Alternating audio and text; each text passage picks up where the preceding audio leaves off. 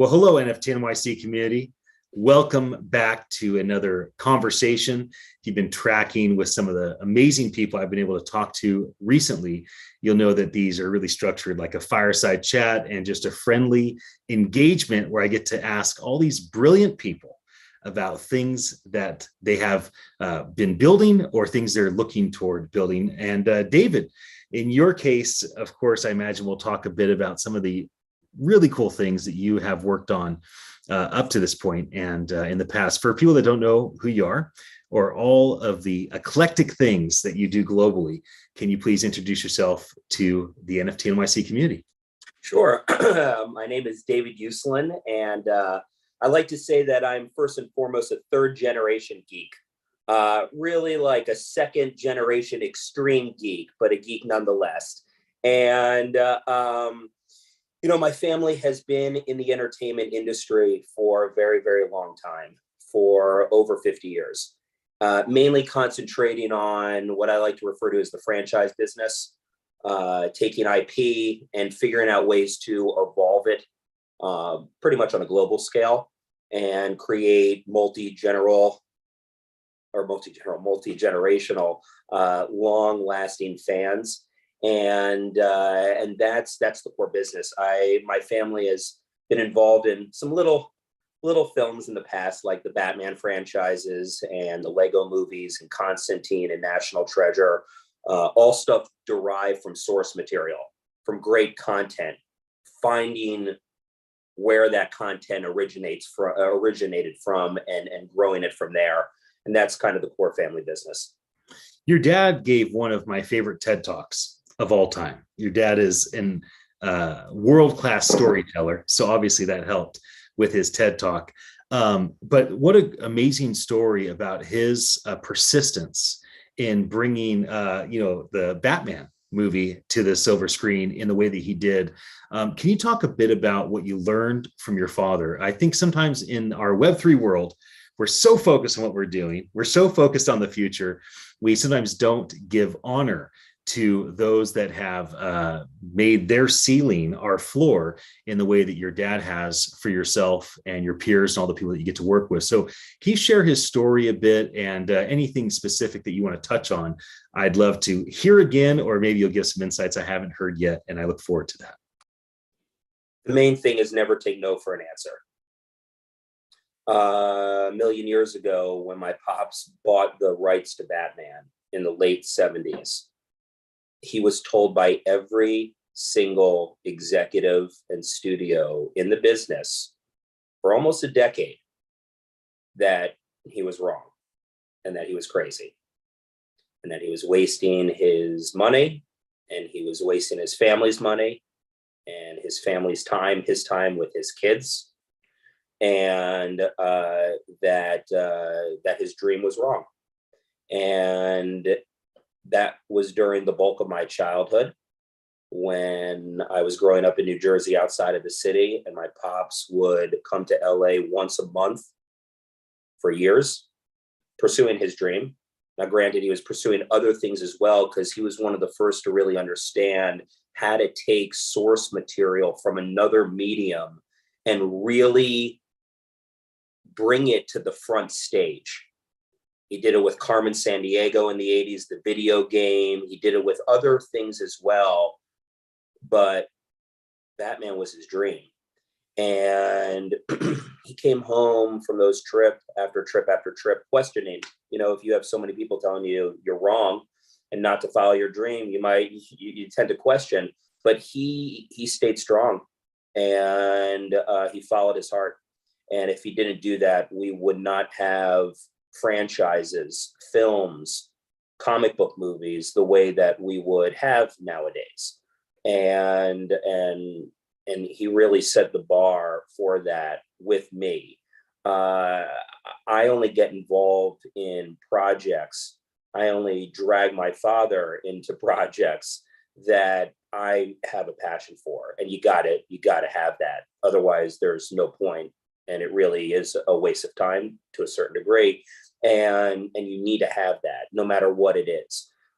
This crazy NFT Web 3.0 world that we live in, this wild, wild west world that we live in at the moment, there's a lot of people out there with a lot of passion.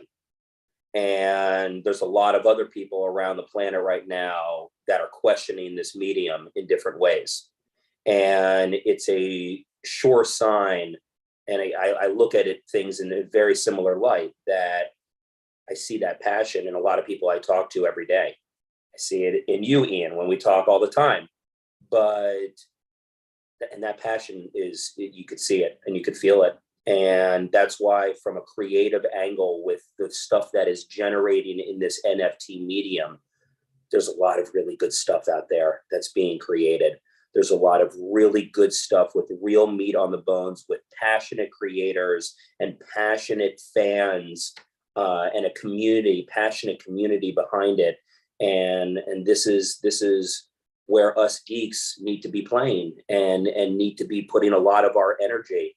And that's why I'm really happy to be here, and really happy to be doing the things that I'm doing in this space. Well, we've talked a lot about the incredible IP that's being created in the NFT world, right? These projects that really have built a strong community, and the community has a vested interest in the development and the success of this new IP. Before we dive into that a bit, I want to ask about the impact of decades, because right now, people that are in the NFT space are really thoughtful of this season, maybe of this year, and if they really want to stretch, they'll go several years out. Not a lot of chatter about decades or century visions, but you've had a front row seat and participation in seeing Michael Keaton's first Batman movie all the way to the recent The Batman that just came out recently. And so you get to see your father, as the primary driver, experience this success over the course of many, many, many, many decades. I'm wondering if you could speak into the importance of patience and the importance of how things build over time, and some of the cool things that some of the young folks that are part of the NFT space can look forward to when they become grandfathers, when they become grandmothers, and not just in life with children, but also as the businesses and the IP they're creating takes life over many, many, many years, and through many developments of communities, ebbs and flows. So can you speak to that legacy factor for a moment before we dive into the cool IP conversation around what's happening in NFT land? Sure. It's an interesting question, though, that you pose, because when any creator creates anything, they dream about it being everlasting, I think, to a certain degree. Very few brands and franchises, or very few brands, very few pieces of intellectual properties, things that are created, very few things can become multi-generational and could achieve that type of success and love. And it takes more than an army, more than a village, more than a city, more than a continent to get there. Because, and obviously this plays out over a very long period of time of defining your brand, not only in specific markets and around the world, but in different mediums. Only after a long time do you build and can establish the types of partners that can help constantly carry that brand forward. And whether that is in publishing, whether that's in gaming, whether that's in animation or live action, television or film, whether that's in any other category of merchandising, and it takes a lot. And with each one of those partnerships, it obviously takes a lot of time to define who you want to be in bed with, and if it's the right partner, and if they're going to help you achieve the success that you need to have, not only domestically, but internationally. It's like a giant game of multi-decade chess.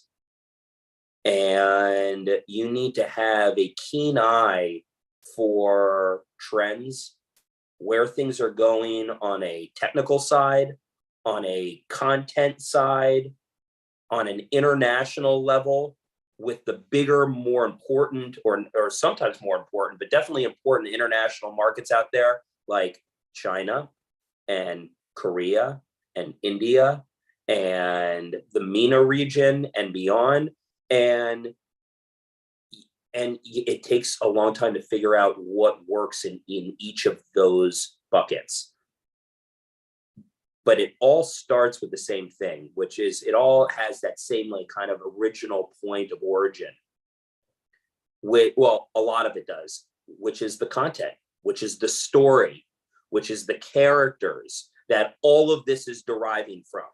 And it doesn't matter if it is, some type of generative image, one of 5,000, or if it's some unbelievably designed one of one, this or that, whether it's a specialized comic book, whether it is somebody's actual life rights and story coming out of this space.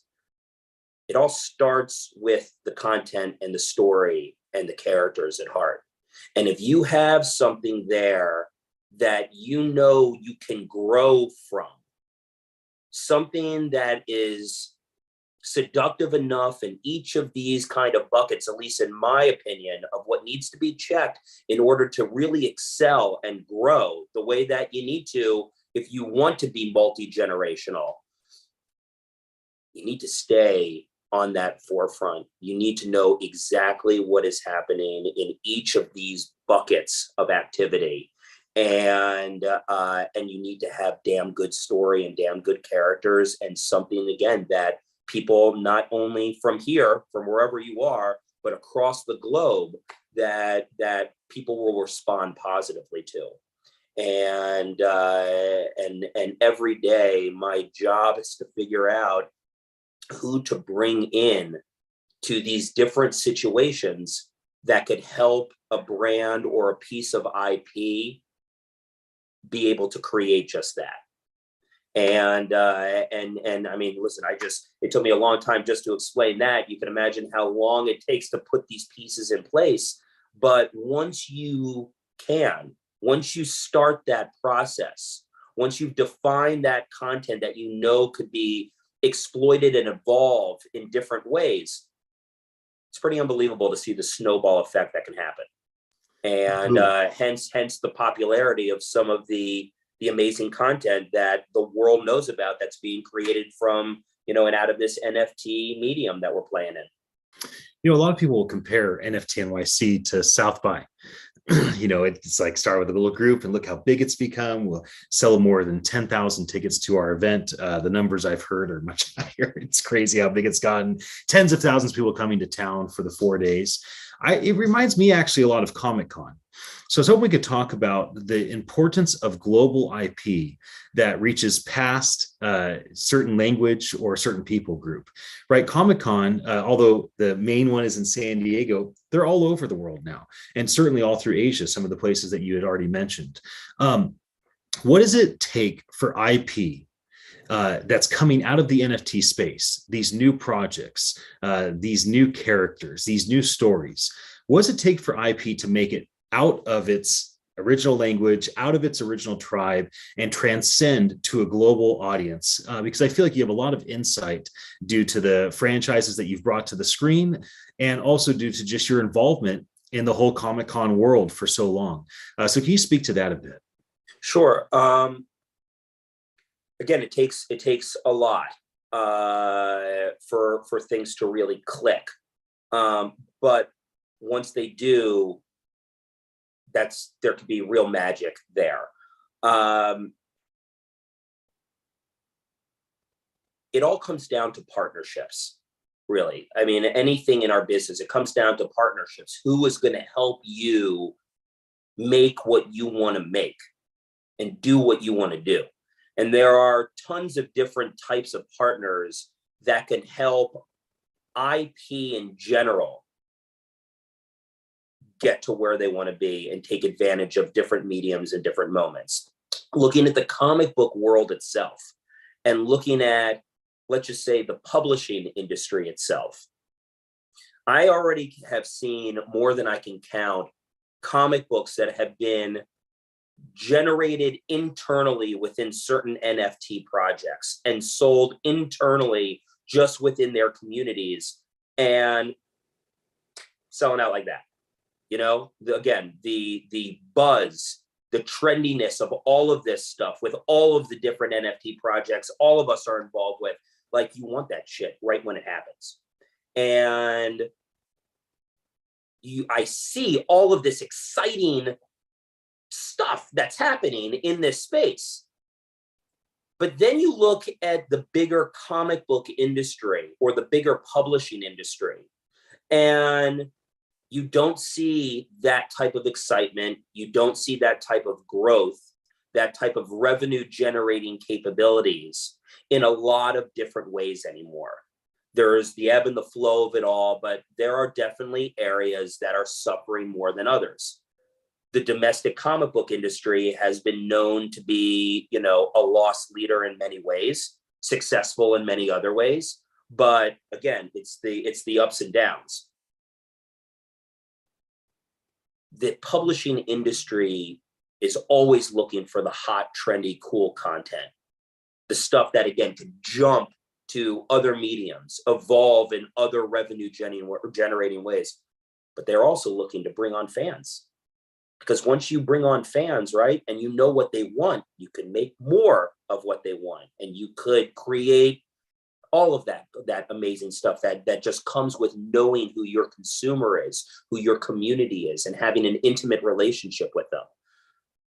These bigger companies out there who are in the bigger business of publishing books, young adult books, kids books, everything, the bigger players, even the bigger players are all looking for that connectivity.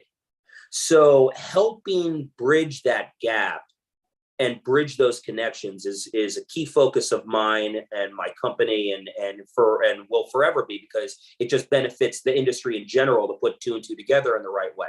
But that's one great way of really evolving and starting to establish a global footprint.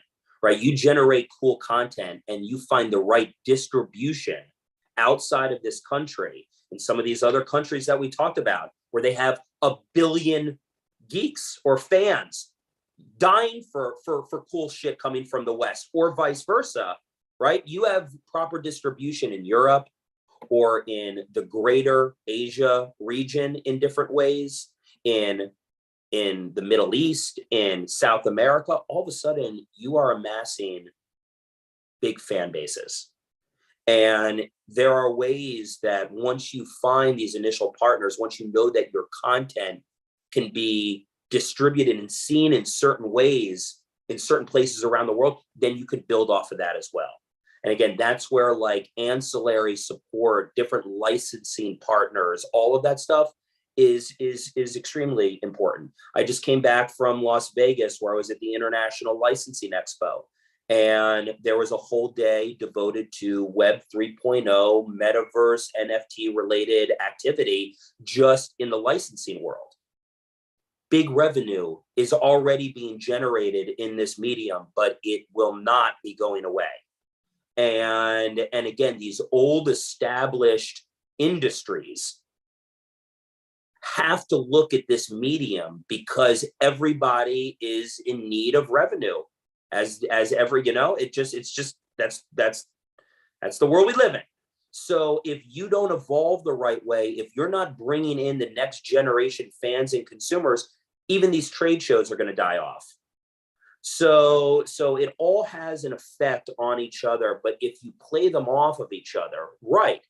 If you have the right content, if you have the right distribution, if you have the right licensing partners, if you have the right legal support, tax support, promotional marketing support, all of that, which sounds like a lot, but it is all out there and it is looking for you. You can connect even half of those dots.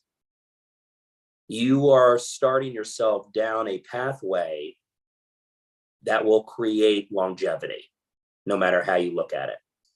So speaking to the IP creators in the NFT industry, you know, you've just co-founded IP3 with an incredible team, and the bench of talent that your collective team has makes just about anything possible in terms of publishing and take advantage of this global audience for this new IP created in the NFT environment. Can you speak specifically to these creators, these teams that have this amazing IP, but they don't have a relationship with you and your network, but certainly they would benefit from it? And so how does this conversation start? What do you say to these groups that have built this mass community? They have all this amazing story that can be told in unlimited mediums. And how might IP3 be a great partner for them as they find out more about what it is that you and the team are going to be doing?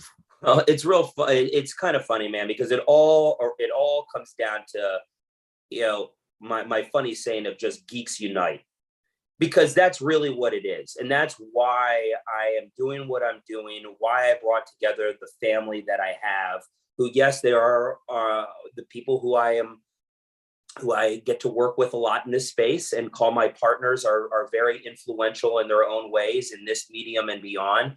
But it is all there to support content and to support creators and to support the stuff that deserves to be seen by a bigger audience. The great thing about the world that we live in, I know it's true with you, I know it's true with most people that I associate with, we live in a world of social media and connectivity. So everybody is available all the time, for better or worse. I mean, it's true. And some of the coolest projects that have come across our plate, some of our most fun clients that we have all come through different types of connectivity that have just virtually come out of the blue or out of the network in different ways, but just through natural connectivity. The same thing goes here. I mean, all of us are, we're all reachable, and everybody likes to see cool, great, new stuff. And it's not like, what you would think of with like a traditional movie studio or talent agency where it's so difficult to get a hold of somebody to help. I mean, we're looking at stuff all day long, and we have been very fortunate to build an ecosystem that we're building off of every day with strategic partnerships, not only domestically, but around the world, that can potentially help take that IP, take that story, take that character, take that NFT project, and really create a domestic as well as an international foundation that they can grow off of, we can grow off of together. And we will forever be looking at that, because again, in my humble opinion, the more amazing stuff we can find, the more positive impact this will have in general, we will have on the publishing industry, the gaming industry, the mainstream entertainment industry, where the bigger streamers are sourcing their content from, where and how they're tapping into the next generation of communities and consumers. And, it's kind of like,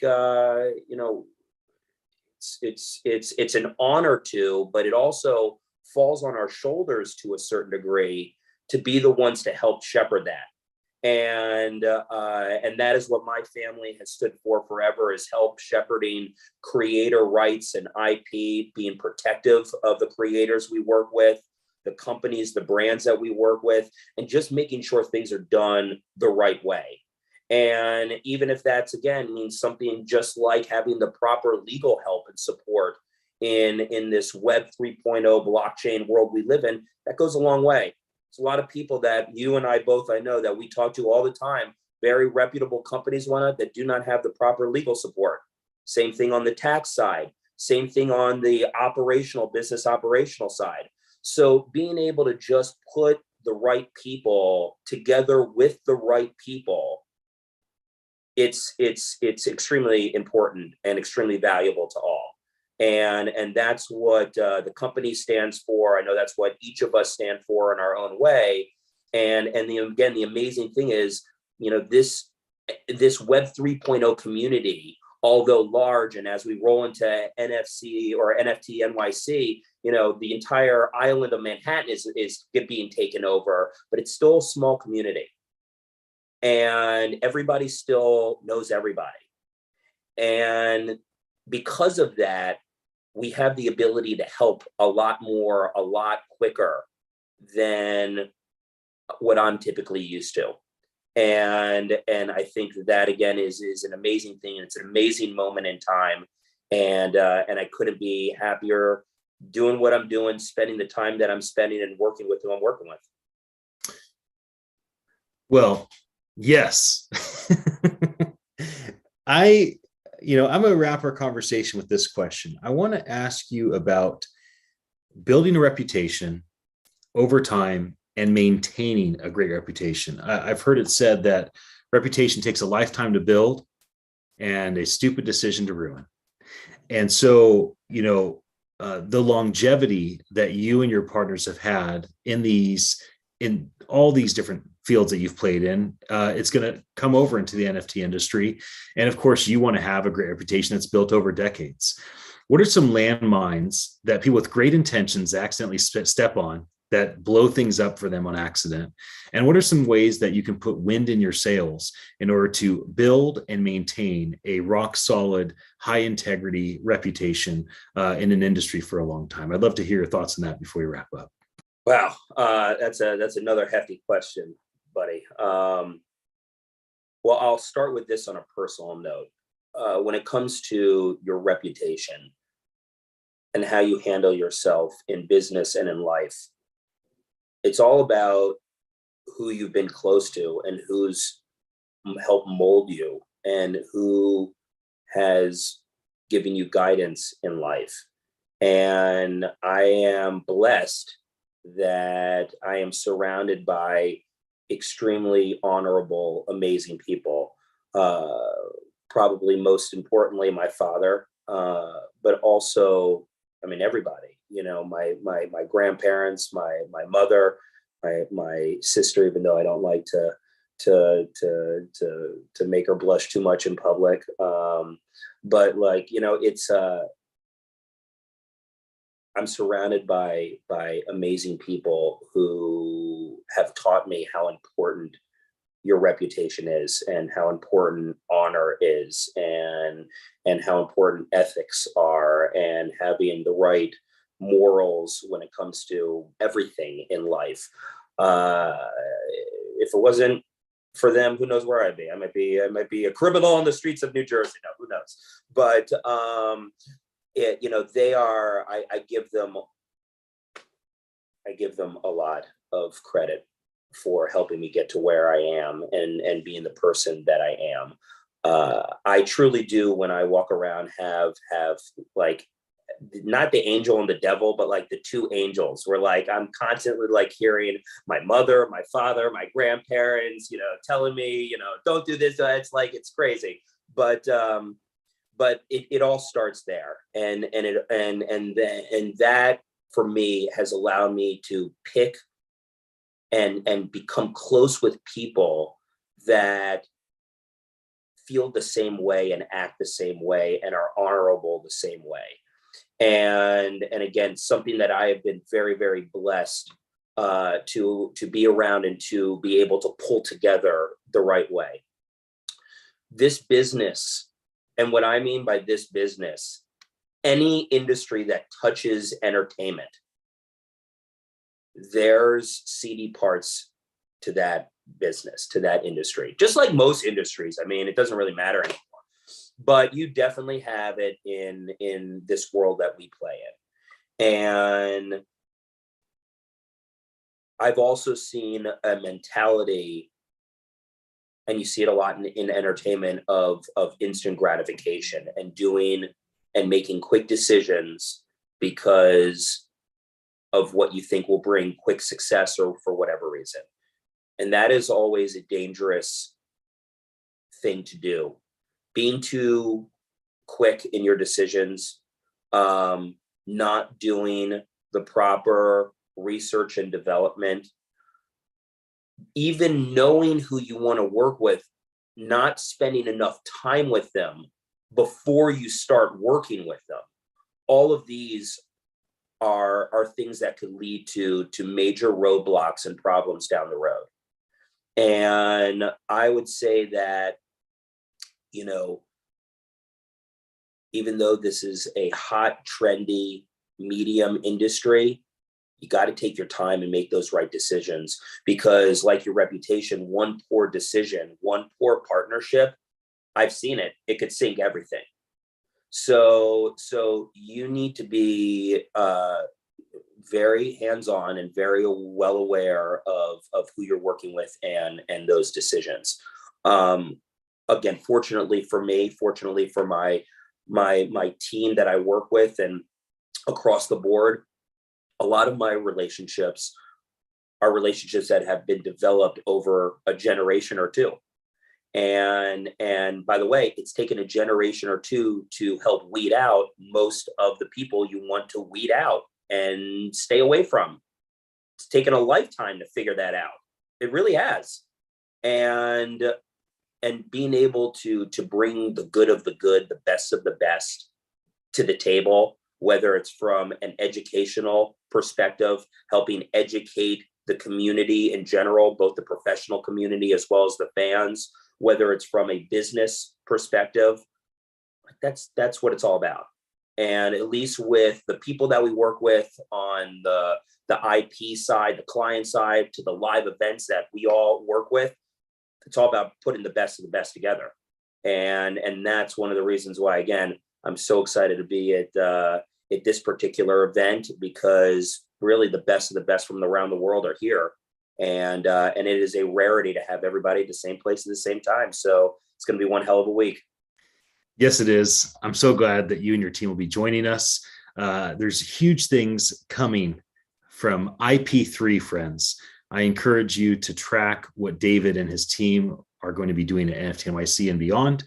And David, thanks for jumping in and sharing your well of wisdom. You just kept drawing for me my off the wall questions I decided to ask you this time. Thanks for jumping in and being a part of it. I love these sit downs. I just feel like we could go on and on and on. But with that, thank you for your time. Thank you for everybody for listening. And I'll see you on the streets.